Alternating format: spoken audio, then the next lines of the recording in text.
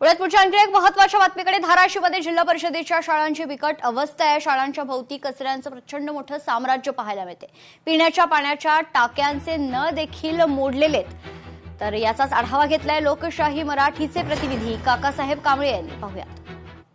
धाराशिव जिल्ह्यात जिल्हा परिषदेच्या 1086 शाळा आहेत। त्यापैकी अनेक शाळांची दुरावस्था झाल्याची परिस्थिती आहे। परिस्थिती बिकट आहे। तोडफोड झाली म्हणजे खराब झालेली आहे त्या सगळं। ही खूप जुनं झालेली आहेत ते, त्याच्यामुळं नवीन व्हावी अशी इच्छा आहे। विद्यार्थ्यांच्या सुरक्षेचाही भाग आहे। त्याचबरोबर या ठिकाणी स्वतंत्र मुलीला आणि मुलांना वॉशरूम नाही, त्यामुळे त्यांची कुचंबना होते। त्याचबरोबर पाण्याची व्यवस्था नाही, लाईटची व्यवस्था नाही आणि वर्ग हे पावसाळ्यामध्ये पूर्णपणे गळतात। काही वेळेस काय होते, 2-3 वर्ग एका वर्गात भरलेले जातात। अशी दुरावस्था आहे शाळेची। त्यामुळे पालकही या शाळेमध्ये विद्यार्थ्यांना पाठवत नाही, त्यामुळे ही पटसंख्या कमी आहे।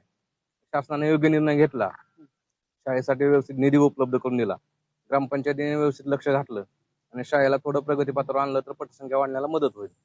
तर आमची एक ग्रामस्थ म्हणून विनंती आहे की सरकारने यामध्ये लक्ष घालून योग्य ती कारवाई करावी किंवा निधी उपलब्ध करून द्यावा। कॅमेरामन अविनाश नवगिरेसह मी काकासाहेब कांबळे, लोकशाही मराठी, धाराशिव। लोकशाही मराठी, ऐका, पहा, जागरूक रहा।